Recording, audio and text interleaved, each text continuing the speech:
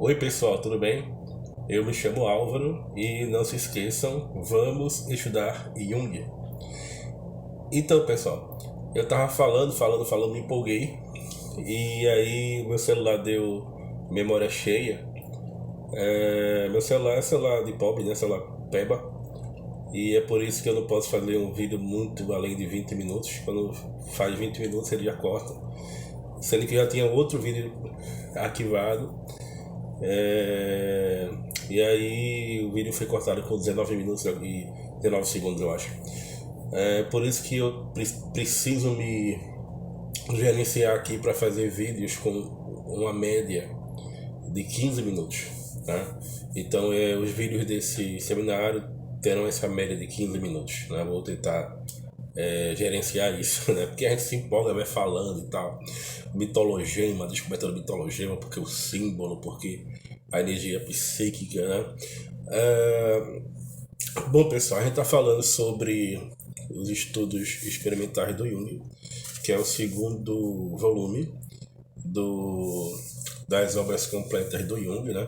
No próximo vídeo é que eu vou fazer de fato o mapeamento desse volume. O que eu estou fazendo aqui é apenas uma propedêutica, né? Estou fazendo uma introdução para vocês, para ambientar vocês, né, a obra. Lembrando que dos 35 livros das obras completas do Jung, da editora Voz, publicado pela editora Voz, eu vou fazer 3 vídeos para cada um dos 35 livros. Então serão mais de 100 vídeos sobre as obras completas de Jung aqui no canal. Serão mais de 100 vídeos sobre as obras completas de Jung. Estava falando sobre o método experimental, sobre a necessidade do método experimental, sobre o que caracteriza uma ciência. Qual é o conteúdo mínimo, o que é ineliminável para a gente poder reconhecer em um discurso a marca de um discurso científico ou em uma atividade a marca da atividade científica, o que diferencia a ciência da filosofia, da religião, das paraciências, das metaciências, ou mesmo até mesmo da tecnologia, o que diferencia a ciência da metafísica, da mística e de outras formas de conhecimento, que são conhecimentos diferentes, né? E às vezes até mais diretos, né? Conhecimentos intuitivos, que não passam pela mediação do conceito, pela construção racional do conceito. Conhecimentos válidos, que a gente convive com esses conhecimentos também, né? Mas que caracteriza uma ciência. E aí eu falei que respondendo a um inscrito aqui do canal, que ele me perguntou para mim o que é ciência, né? Porque quando as pessoas começam a mistificar as coisas, não que ele tenha mistificado de maneira alguma, um cara super inteligente, eu até agradeço ele ter me trazido para essa discussão, né? Ter me incentivado a falar sobre isso, né? Como é que a gente pode caracterizar a ciência? Porque eu já vi muitas pessoas mistificando ciência. Ah, não se pode dizer o que é ciência, ninguém sabe o que é ciência, né? A gente não tem como definir ciência, enfim, esse tipo de coisa, né? E aí eu sempre digo, olha, gente, ciência é uma coisa muito simples. Ciência são 3 coisas, né? São 3 características para saber o que é ciência, né? A observação, a mensuração e a possibilidade de replicar aquilo que foi mensurado, né? Então, ciência é tudo aquilo que a gente pode observar, mensurar e replicar. E esse teste, gente, é isso que caracteriza o discurso científico, a progressão desse conhecimento por meio de testes se dá justamente no campo da mensuração. Ou seja, você vai criar uma forma de interagir com o fenômeno. Foi isso que Jung fez, né? Com o método e com o teste de associação de palavras, que a gente vai conversar sobre isso agora. Conversando com meus pacientes, sabe? Eu lembro que eu tinha uma paciente que ela vinha e trazia o irmão, e o irmão dela tinha surtos psicóticos frequentes, tá? Eu trabalhei mais de um ano aqui na clínica com o irmão dela. Ela sempre trazia o irmão. Mas às vezes acontece, né? Às vezes ela ficava conversando com o irmão e acabava brigando com o irmão.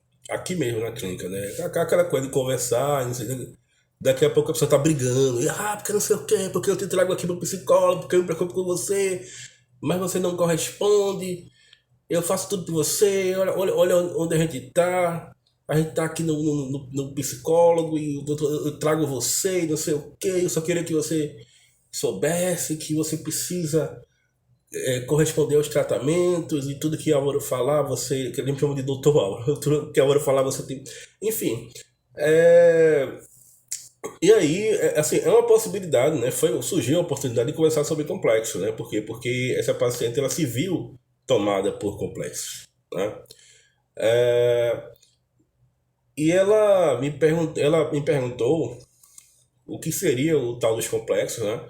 Levando em consideração que ela é uma pessoa também muito estudiosa, né? Me perguntou sobre o que é complexo, e aí eu expliquei para ela da forma mais simples que eu podia explicar. Eu falei, olha, complexo é o seguinte, complexo é um nome e um afeto, né? Complexo é um nome mais um afeto.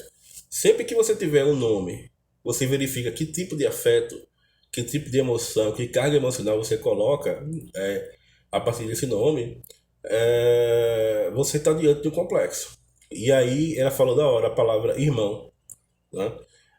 Quer dizer que o nome, a palavra irmão, e aquilo que eu fiz por ele pode trazer um complexo? Eu falei, claro, claro que pode. Complexo é palavra mais afeto. Palavra mais afeto. Palavra mais afetividade.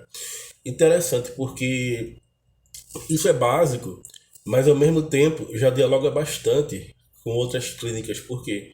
Porque desde da época do próprio Freud, que o Freud vai falar em gramática do inconsciente, lapsus linguis, né? Depois vem o Lacan, com uma perspectiva mais linguística, mais estruturalista, o inconsciente que se estrutura enquanto linguagem. E aqui eu já fiz um mini curso, gente, em que eu comparo Jung com Lacan, né? Chama-se A Linguagem dos Sonhos. Foi nesse mini curso que surgiu a piada interna que é só uma piada, tá, gente? Que Jung mais linguagem da Lacan e que Lacan mais antropologia da Jung. Então não é bom os junguianos estudarem muito linguagem, porque senão eles vão se tornar lacanianos, e não é bom os lacanianos estudarem muito antropologia, porque senão eles vão se tornar muito junguianos, né? Isso é só uma piada, é uma brincadeira, né? É, Mas o que são os complexos? De um ponto de vista mais criterioso, mais fenomenológico, né? Bom, complexos são associações de ideias, de sentimentos, de pensamentos, de emoções, unidas e carregadas fortemente por afeto, por afetividade. Tá? Os complexos são fragmentos de personalidade, os complexos são ideoafetivos, os complexos são dotados de energia psíquica, trazem consigo, na sua afetividade, energia psíquica, são inconscientes, mas podem vir a se tornar conscientes. Os complexos são autônomos, tá? É por isso que eu falei para vocês prestarem tanta atenção no caráter autônomo da psique que o Jung estudou, nos estudos psiquiátricos. E lá ele vai citar criptomnésia, vai citar sonambulismo, mesmo fenômenos mediúnicos, né? É, Complexos são os arquitetos dos sonhos, né? Então os complexos são a via régia para se chegar ao inconsciente. E os sonhos são a melhor forma que um complexo encontrou para se autorrepresentar, né? Muitas vezes, quase sempre eu diria, que a linguagem ativa esses complexos, faz com que esses complexos acessem o campo da consciência. E uma vez que esses complexos acessam o campo da consciência, eles deslocam o ego, que também é um complexo. O sujeito tem o seu ego obscurecido, eclipsado durante algum momento, para a entrada, para a constelação típica de um complexo, que pode ser de qualquer tonalidade emocional. E no momento em que há esse estado de constelação, há uma predisposição para que o indivíduo haja de determinada forma. Tá? Foi por isso que a paciente aqui ela agiu de uma forma muito emocionada com o irmão, porque o irmão constelou algo nela. Tá? E é por isso que às vezes no dia a dia a gente está conversando com a pessoa, a gente fala uma coisa, a pessoa de repente surta e começa a falar e falar, e aí você não entende por que a pessoa ri daquela forma, nem a pessoa entende.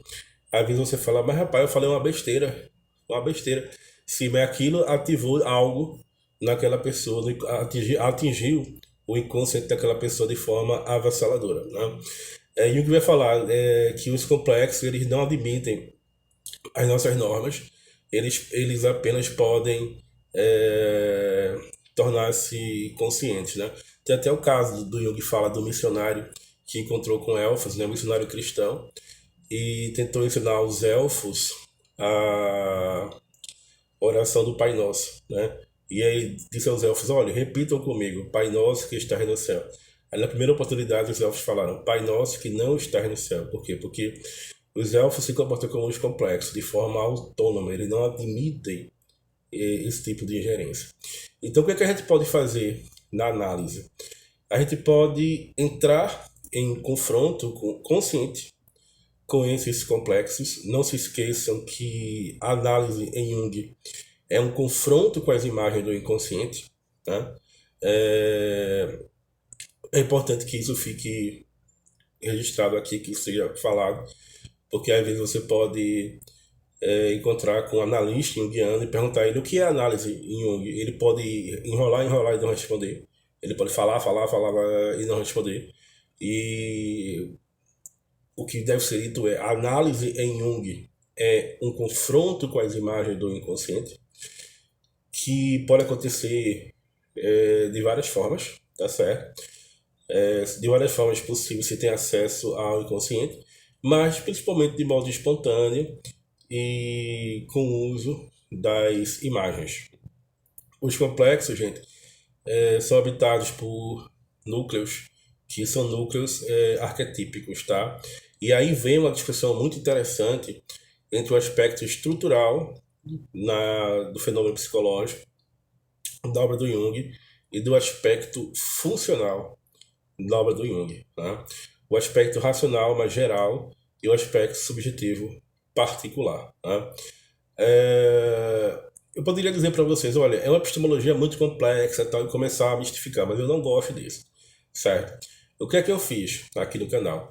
Eu fiz um mini curso em que eu mostro a análise junguiana, inclusive de um ponto de vista de vários casos clínicos, e de um ponto de vista funcional, chamado A Função dos Símbolos na Cura da Alma. E eu fiz um minicurso, outro minicurso, de um ponto de vista estrutural, chamado O Mito como Fator Estruturante na Clínica Junguiana. Eu creio que esses dois minicursos, bem como o minicurso que é a análise junguiana, são minicursos que vão nos ajudar bastante a pensar a questão dos complexos. Inclusive, gente, no minicurso A Função dos Símbolos na Cura da Alma, a quarta aula eu falo inteiramente sobre os complexos. Então, quem quiser dar uma olhada, pode dar uma olhada lá nesse mapeamento.